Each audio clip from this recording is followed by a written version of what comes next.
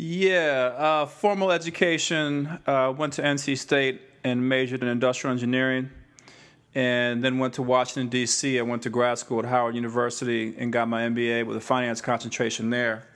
And while I was there, I got involved with the Osera Set Society and really got into metaphysics and studying Kemetic culture.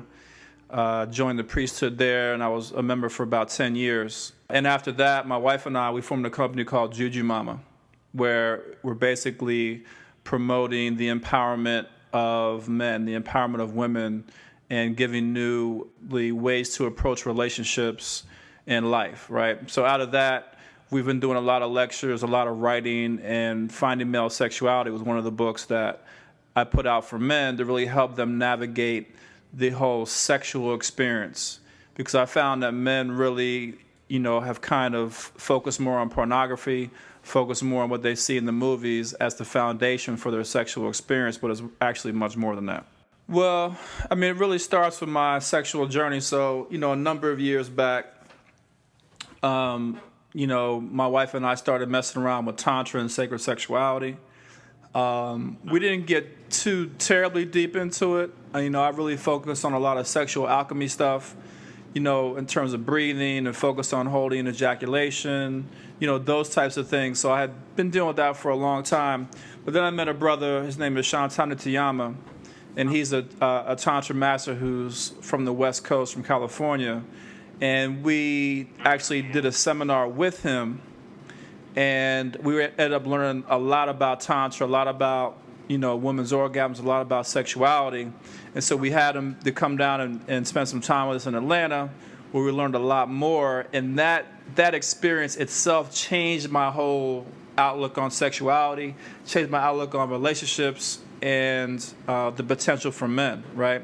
So over time, as I really practiced the techniques that he, had showed us and got more into it, I realized that really I didn't know anything about sexuality.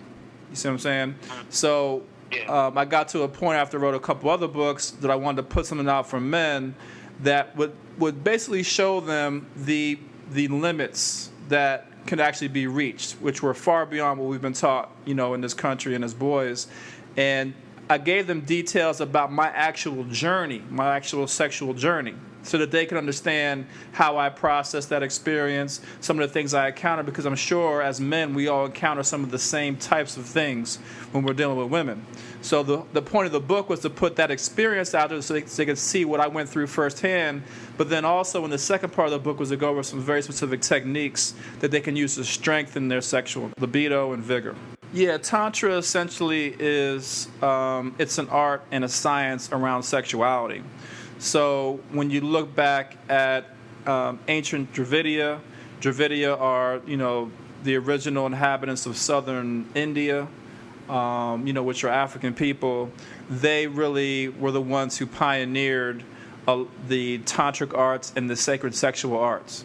So when you hear about things about maximizing a woman's orgasm, when you hear about things about using sex to create, when you hear about things about, really, maximizing the sexual experience to improve our lives and for healing, really a lot of that foundation was laid in by the Dravidian people, right? So that's what Tantra is. Tantra is an art around sexuality, how to increase it, how to improve your sexuality, how to improve your vigor as a man, how to improve your orgasmicness as a man and as a woman, how to come together as a couple and really, create the lives that you want using sexuality. And that's what Tantra is. Yeah, well, a true master is somebody who has such a high level of proficiency in whatever they do that it's very profound, it's very clear, it leaves no question in your mind, and the impression they've set with you and other people, it's long lasting, right? So a lot of times you meet somebody, they present information and like, oh wow, that's really cool, but after a time you realize that there really isn't a lot of depth there, right? So a true master is somebody who has actually mastered the art, and you can tell by the way they carry themselves, you can tell by the depth of information that they have, you can tell by looking at their lives as to whether or not they're actually a true master. So when I come into contact with, men and women who I consider true masters, I always acknowledge that. And Shantanu Tanyama is definitely one of the people in my life who's influenced me and has really brought about a profound knowledge and a profound demonstration of that knowledge in the art of Tantra. Another person who's done that for me in my life is Rao Neframen, who talks about Tantra and sacred sexuality in one of his earlier books, Madhunatara Volume 1. So, when I look at these men in their particular art, they have demonstrated without a doubt the fact that they have mastered the information that they present. So I thought it was important to acknowledge that, because as men, we have a hard time listening, right? We have a hard time, believing what people say. We have a hard time taking advice.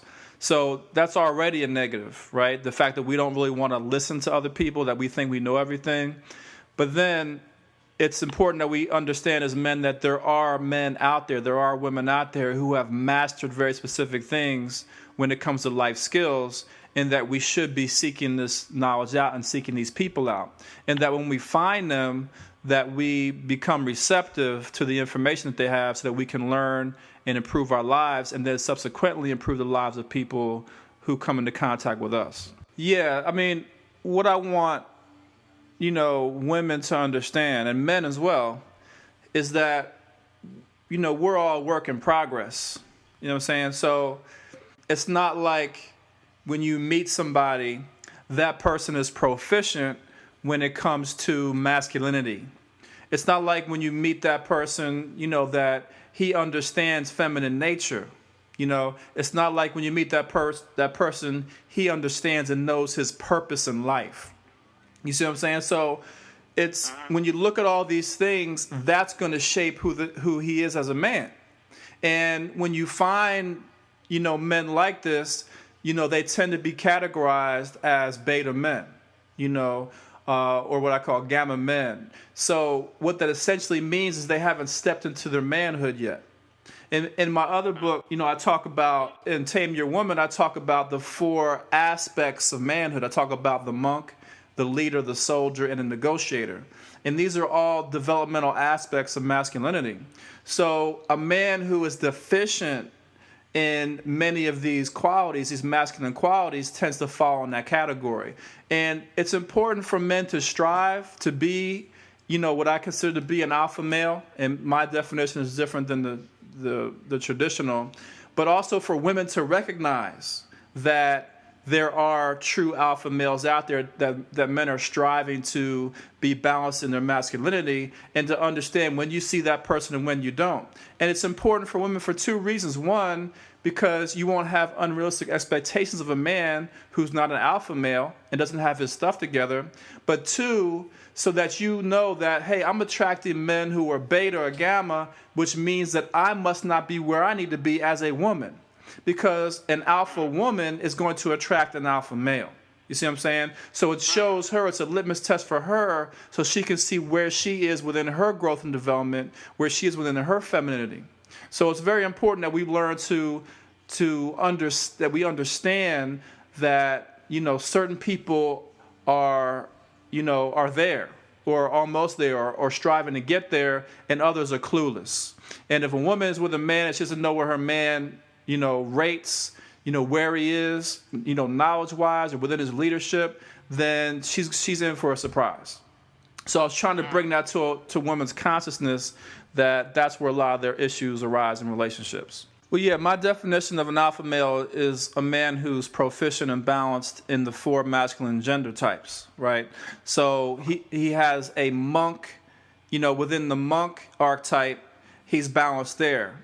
And what's a monk about? A monk is a man who understands how to use his intuition and can tap into his intuition. And he also understands that he needs to plan and have goals and objectives, not only for himself, but for his wife and for his children. And he needs to be, the type of individual that has a purpose in life. You know what I'm saying? He has a long-term purpose. He has, intermediate purposes and missions. So that's what a monk is. So if he's balanced there, that's check 1.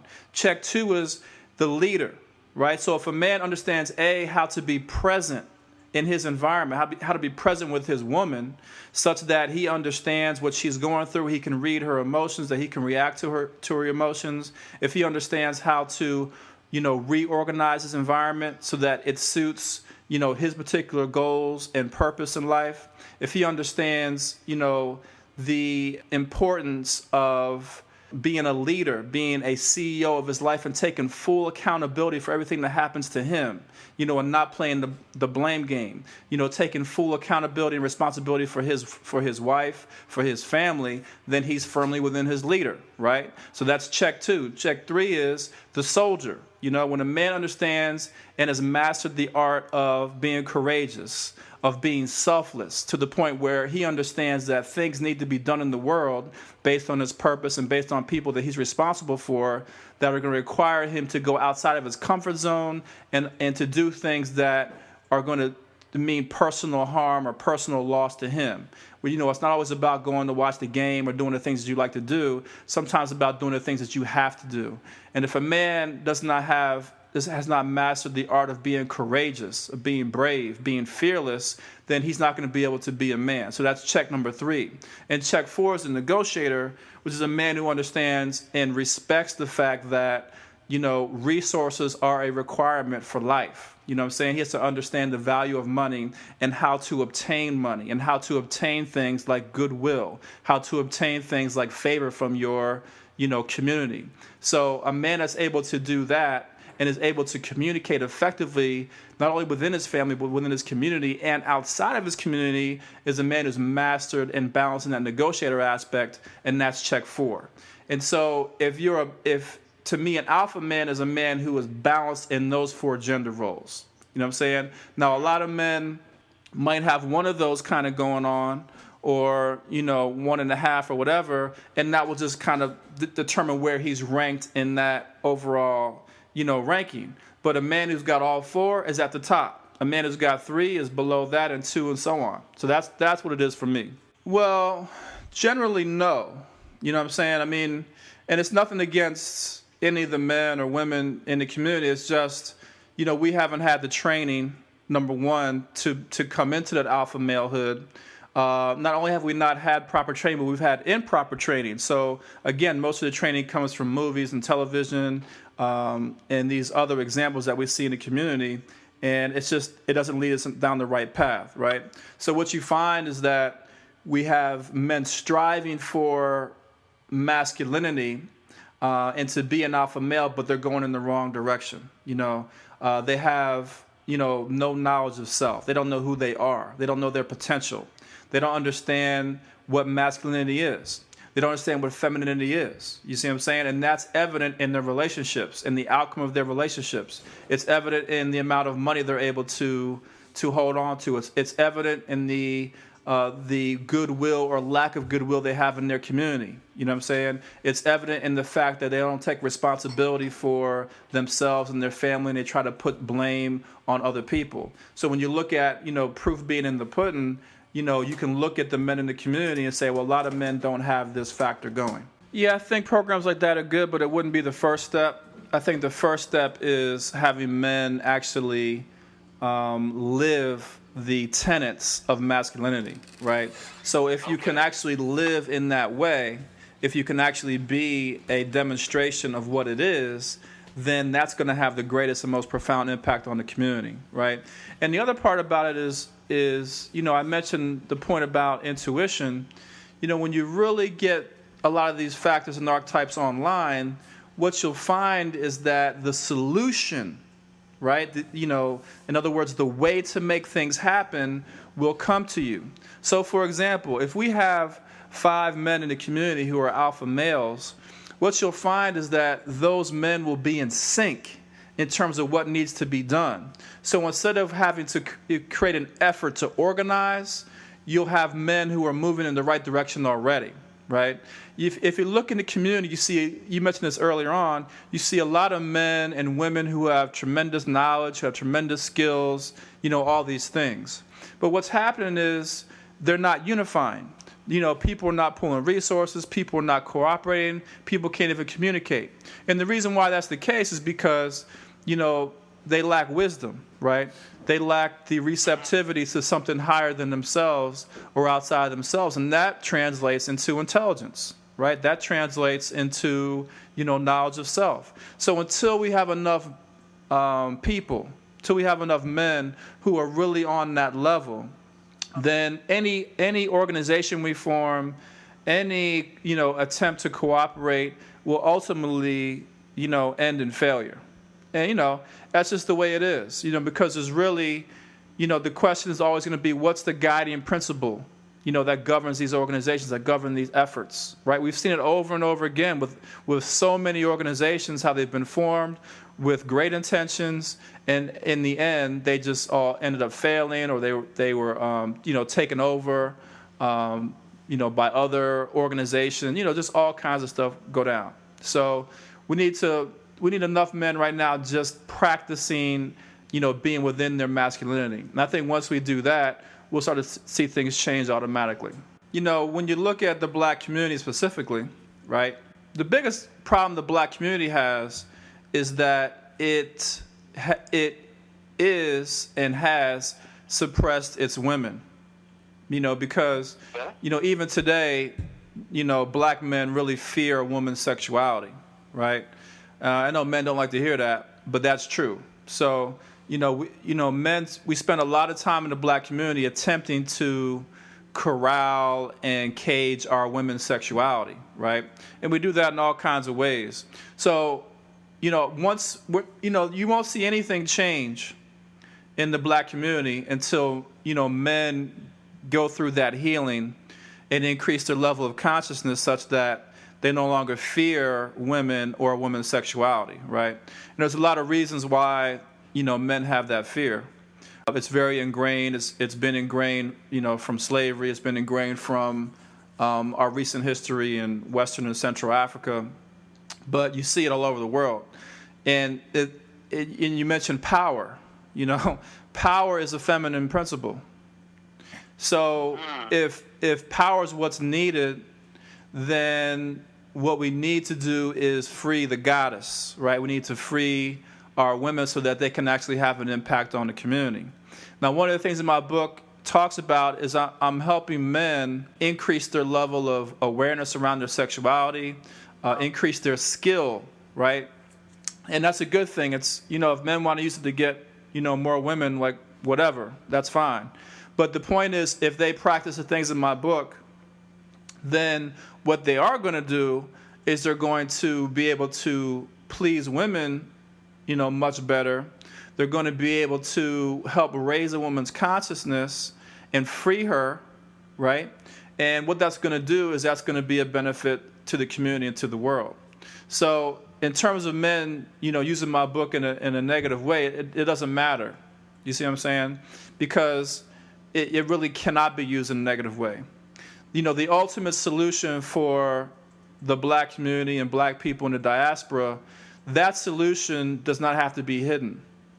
You can lay it out for all people to see, and it cannot be stopped, right? The implementation of that solution is going to, make us all free. It's going to bring us, closer to God. It's going to be closer to our divinity. So once, men get into these things and become more powerful, they're going to see their pettiness around sex, their pettiness around relationships and relating. They'll see that start to fade, and they'll move into a higher consciousness where the goals are different. It won't be about ownership of women. They won't feel the levels of jealousy and insecurity that they feel today, that men feel today. They won't feel a need to, keep something and corral something just for themselves so they can feel good about it, right? And the other thing that will happen when men increase their level of consciousness around their sexuality is men will learn to love men. Men will actually learn brotherhood and how to relate to men. Because right now, men have a real anger and like a detestness towards each other, right? And that comes out in a lot of ways. But, for example, when a man thinks about another man, being with his woman, like that's the ultimate when it really comes out. That's when the rage and the anger and the man, man on man anger and violence really comes to its fullest. So we got a lot of things that we have to get beyond, but sexuality is one of the keys. And that's one thing that is not being talked about in a holistic way within the black community. No one's talking about sexuality. The churches certainly is not. A lot of the revolutionary black organizations are not, or they're doing it in a way that's imbalanced, right? So again, you're seeing the same effect. You're seeing people struggling for freedom, people struggling for equality, and not really making any progress whatsoever because they still have not freed the goddess. They have not freed women's power. So we're basically, as a community, attacking our solutions with half of our available brain power and half of our available, inner mental and physical power. Yeah, just, again, I've done a lot of studying and work with the Kemetic spiritual traditions. And, the principle that governs power is governed by the goddess Sekert, or Kali, right? So it's the woman or the feminine principle that holds the power. She holds the potential to create things, to bring them into existence, right? The man's or the masculine archetype was captured within the god Tahuti, right? And what he has is infinite wisdom, right? So essentially the way the masculine and feminine principles work together is, man has the wisdom, he has an understanding and knowledge, but he's impotent in terms of doing anything. You know what I'm saying? So without the feminine principle, nothing gets done, right? And, what a lot of men don't realize and recognize is when they're in relationships, men try to have control everything from top to bottom. But they don't understand that, if your woman does not have equal say in what takes place, then nothing's going to go down. So, for example, a man might have a particular objective that he wants to accomplish. That's symbolic, again, of that masculine of the wisdom. He has to hand it off to his woman, and she will determine how it comes into existence and when and what it looks like. And when you as a man honor her role, her role in nature, her role in the family, her role in the community, then you'll see the things that you want to come into existence come into full existence. But without her signing off on it, it doesn't happen. And right now, most women, or many women, especially in the community, are not respected for that power aspect. Most women are in hiding. They're trying to hide their true nature so they can be accepted into a family or a marriage, or, not be cascaded by the community. So, we basically have a bunch of women in fear, a bunch of women in hiding, a bunch of women being suppressed, and nothing is going to be manifested as a result of that. And we need to recognize that the fact that, as men, that we have more work to do. For some reason, men think that they, have arrived, that they have the answer, that they know what they're talking about, they know what they're doing, right? And that's just not the case. I mean, if you're a man and you think that you know what you're talking about and know what you're doing, to the point where, you can't be receptive to other teachers, to other elders, and I mean like really truly receptive, then, you're failing already. It's not the nature. The nature of a man is to seek knowledge and seek wisdom, And one of the things that was taught to us through ancient spiritual teachings is that you really don't, the minute you think you know something is when you really don't know anything at all, right? So we just have to, again, we're almost like children in terms of how we process information, how we manage our families, how we go about this struggle, and that's why you see it failing as it is. Well, to be honest, it's hard to say the kind of community, right? Because, again, a lot of that is going to be determined by women, by the feminine principle. Because it's the feminine principle that governs family. It governs community. Like, when you talk about the coming together of people, that's a feminine thing. The masculine facilitates that coming together and protects it, forms a ring around it. But you really, when you look at the communal aspect and in how things are set up, that's really a feminine principle. So it's hard for me to say what that actually looks like. But some things that I'm sure we will see are, people caring for each other. We'll see children being cared for and being told the truth about life, about sexuality, about spirituality. We'll see women who are able to be more honest in their relationships and with each other. We'll see men who are a lot more fulfilled in general. See, right now, men are starving for intimacy. They're starving for touch. They're starving for, sexual companionship and those types of things, and acknowledgement. So a lot of men's behaviors today reflect the lack of those things. But I think when we get to a solution, when we get to a holistic answer, you'll see that men no longer are longing for that. There'll be plenty of connection and intimacy and touch and love and those types of things that go around. And which is going to be one of the keys, like I was saying earlier, like that is at the foundation for why there is so much dysfunction, in our community. Even psychologists say that for children, they need 12 hugs per day in order to stay sane. You know what I'm saying? So if you think about that and then you look at our community, then you can see that we have a lot of insanity going on. And the reason why and how we could easily correct that is by, increasing the amount of love, intimacy, and touch that takes place. Well, yeah, so for men, there are two types of, two classifications of orgasm. One is ejaculation, which is what we're all familiar with, but there's also orgasm. Orgasm is more common with women, right? And basically it involves where the man feels waves upon waves of, energy moving throughout his body, and it provides very extreme pleasure.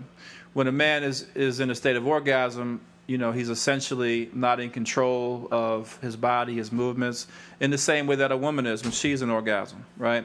So the 30-minute orgasm talks about the fact that as men, we can go into, extreme periods of prolonged orgasm, again, not ejaculation, but orgasm, and when we're open and receptive to it. And one of the things I'm trying to express in the book is that men are really cutting themselves out of a lot of pleasure, in the sexual experience because they're just focused on ejaculation, right? And see, what that does is it really puts you in a frame of mind where you're not really taking in the whole experience.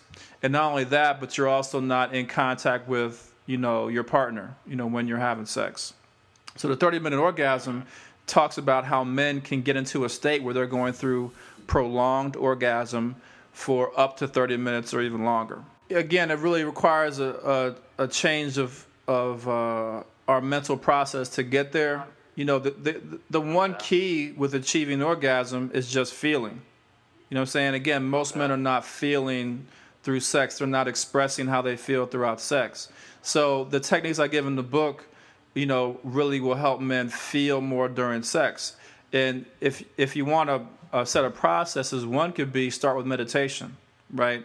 And meditate and learn to really feel the subtleties of how you feel as you start to go into a trance space, right? Then when you get into a sexual experience, you want to allow yourself to be more meditative and also to feel the subtleties taking place during sex. How does the woman's vagina feel on the head of your penis, on the shaft? How does, each stroke feel? How does her skin feel? How does, her breath feel against your neck? You have to start to get into and notice the subtleties and intricacies of the sexual experience. Once you do that, you'll open yourself up to feeling more. Once you do that, you'll find yourself being able to be orgasmic. And then the more you do it, you'll be able to prolong that orgasm for longer and longer periods of time. Yeah, I write a lot. My first book was called The Bhagavad Character Map, Science, Analysis, and Interpretation. And that's basically an astrological and metaphysical book that talks about numbers and how to apply the laws of those numbers to your personality so you can understand your basic personality portfolio. So that was my first book. My second book was called Tame Your Woman, which is essentially about how men can tame their inner woman, tame their feminine nature. And that's where I talk about the 4 archetypes. I talk about feminine and masculine forms of abuse and domestic violence, because right now that's just pegged towards men, but it goes both ways actually, and a number of things. So that was my second book, and it really gets into the masculinity aspect. And then, of course, my third book, Finding Male Sexuality. I've also written books about, manifestation, which is how to create your life in a certain way. So I've also have workbooks out that leads you throughout the process of going through the year. So following the solar cycle, for example, and books where you follow the moon cycle, so you can actually use those energies and those forces to help create the life that you want to create. In terms of other things we have going on, I have a men's group. It's called the Peaceful Warrior Men's Group. We have calls once a week. We have a call tonight, actually, where we're going to talk about the abuse topic and argumentative women. So we're going to deal with that. And, I have a lot of classes that are online at our store, jujumamastore.com. So one of those is Masculinity 101, or Masculine Power 101, which goes through these 4 archetypes I talked about earlier. Yeah, the main way to contact me is you go to our website, which is at jujumama.com. That's jujumama.com. You can reach us on email at mail, mail, at jujumama.com. And then we're on Facebook. I have a fan page under Carly Stevens Jr., and you can hit that up. And we have a Juju Mama fan page as well on Facebook. Yeah, the one thing I would say is that, the most important thing is that people stay encouraged that they can, fix any challenge or issue they're having in their personal lives. Also, for those who are trying to address issues within the black community, you should stay encouraged that you can also do that. And the key is to stay open, stay open to ideas, solutions, to really tap into your power as a man and as a woman. And the more you do that, the more study, the more research that you do, the more it's going to open up to you. But the important thing is to really be open to the information that's out there. And I think that people should be encouraged that, any questions they have can and will be answered if they're sincere about finding out those answers.